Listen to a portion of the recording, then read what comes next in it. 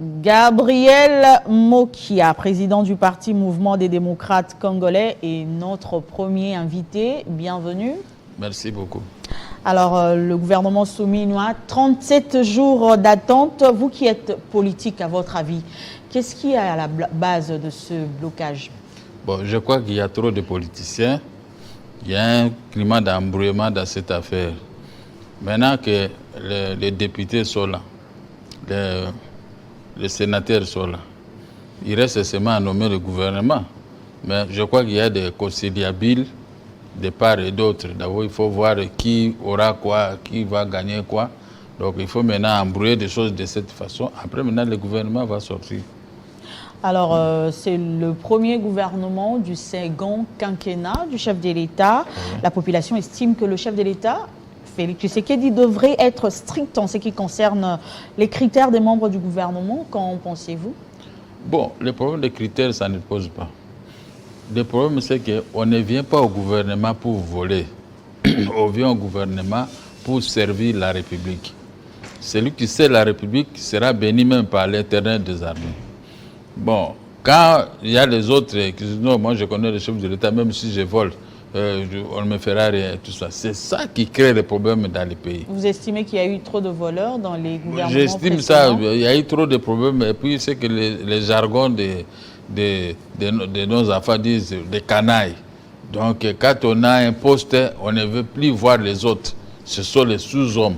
C'est ce que j'ai compris. C'est pourquoi les choses ne marchent pas dans notre pays. Comment expliquer qu'on vous confie un poste? Votre poste, vous êtes ministre des Transports, où vous devez faire votre travail. L'ONATRA ne peut pas vivre à cet état. Moi, je suis allé voir la route qui mène vers Matadi. Il y a trop de véhicules qui transportent des grimes, qui transportent les conteneurs, tout ça. Mais or, à l'époque de la Deuxième République, moi, j'étais vraiment spécialiste pour l'envoi des grimes et des conteneurs. Puis, deuxième élément, quand on est au pouvoir, on est venu pour sauver la population, rendre des grands services à la population. Ce n'est pas seulement pour faire bomber vos poches. Comment expliquer qu'on nomme des ministres de l'énergie, mais il n'est pas capable d'instruire la SNEL et la Régie des eaux de faire mieux pour le bonheur de la population? Moi, partout où je passe, moi je suis menacé, on dirait que je suis un membre du gouvernement à cette époque.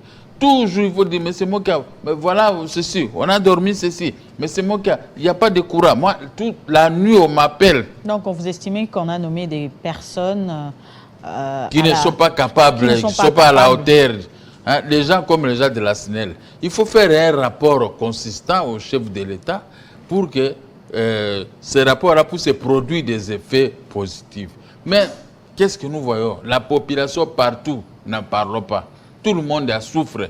Même moi-même qui habite au centre-ville ici, pas de courant. Je peux dormir comme ça, de courant. La nuit, il faut sortir pour aller chercher du carburant pour les groupes. Et tout ça. Et puis on me demande, même c'est toi aussi, mais c'est moi qui tu dors comme ça, tu n'as pas de courant. Mais moi, j'étais un opérateur économique.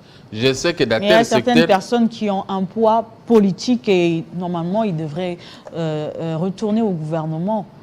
C'est compliqué. Si on va dans le sens des poids politiques, c'est ça qui tue le pays. Il faut nommer sur base des compétences. Quand on est compétent, on vous nomme dans tel poste, vous allez faire mieux pour le bonheur du peuple et pour le bonheur, le prestige du chef de l'État. Parce que nous, nous dépendons du chef de l'État. Nous sommes avec le chef de l'État. Nous étions avec le chef d'État dans l'opposition.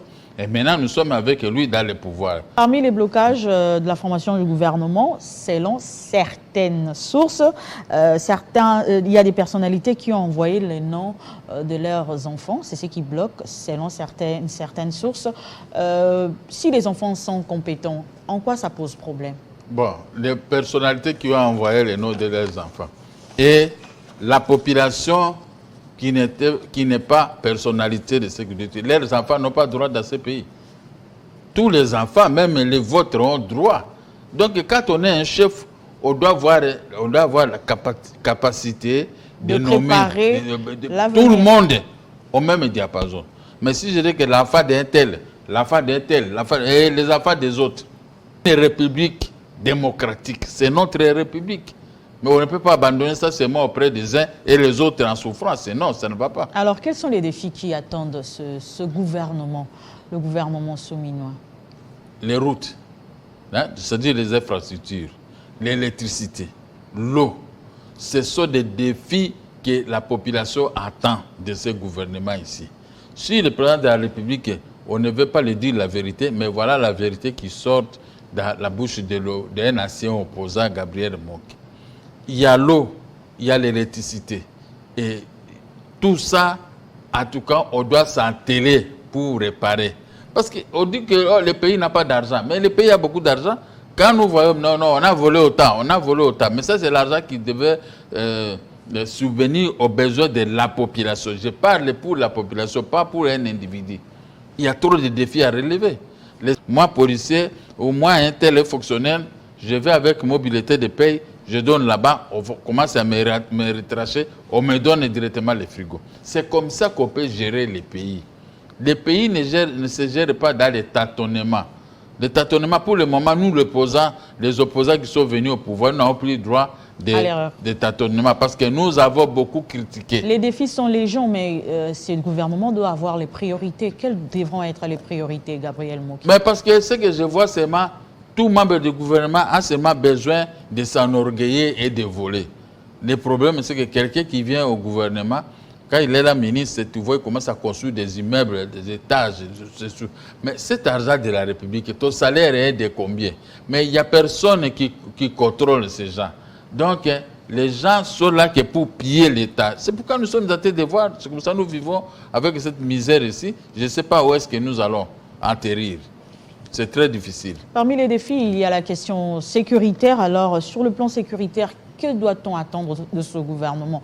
Peut-on espérer qu'on mettra finalement fin à la guerre qui a duré plus de 2 décennies à l'est du pays? J'avais dit au chef de l'État, moi-même, personnellement, nous dire, les problèmes de l'Est, les négociations n'aboutiront à rien. Ministres qui ont géré le ministère de la Défense n'ont pas été à la hauteur. En tout cas, mais vous êtes témoin. Où sommes-nous? Quand vous voyez que tel territoire est tombé, mais nous avons des armes à la main. Pourquoi ces territoires doivent être tombés? Pourquoi? C'est difficile, c'est facile à dire, mais difficile à faire. Ce n'est pas facile à dire, mais c'est comme ça.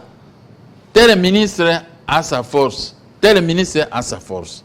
Donc, la faiblesse que tel a, moi je n'ai pas cette faiblesse.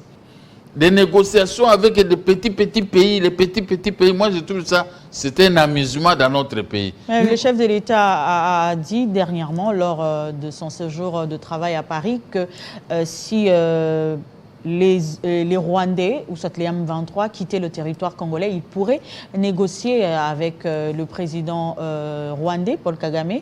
Vous n'êtes pas d'accord avec cela? Je crois que vous avez suivi ce que j'avais dit. Si vous montrez les biceps à quelqu'un, demain il va avoir peur. Vous n'êtes pas pour les négociations? Moi, je ne suis pas pour les négociations. Les négociations, c'est ça qui nous amène à cet état-là. Ils viennent, ils tirent quelques balles, ils prennent un endroit, alors ils savent que vous allez partir négocier, ils seront des ministres, ils seront des généraux, parce qu'ils ne veulent pas des petits postes de major ou ceci. Et ils veulent toujours être comment je peux dire, des généraux, des colonels et tout ça. Toujours en rapport avec l'insécurité à l'est du pays, on a vu dernièrement, le président français a haussé le ton contre le Rwanda, une première. Vous pensez qu'on peut parler d'un partenariat sincère entre la RDC et la France? Il peut hausser le ton, mais quand il va à l'Union européenne, il vote un budget pour le Rwanda. Mais ici, il hausse le ton, ici, il donne l'argent et les armes au Rwanda, notre ennemi. Bon, qu'est-ce que vous pouvez considérer, vous pouvez courir jusque-là? On va chuter par là. Gabriel Mokia, vous êtes président du parti MDECO. Comment se porte cette formation politique? Est-ce que la moisson a été abondante lors des législatives? Bon, pas tellement. Bon, vous savez ce qui s'est passé. Je ne vais pas y revenir. Il y a eu trop de la mafia dans cette affaire. Mais nous regardons. Comment on va voter les gens un. Ça, c'était de la mafia, ce qui s'est passé. Mais comme nous sommes tous ensemble avec eux, il n'y a pas moyen que je puisse les critiquer parce que nous sommes ensemble.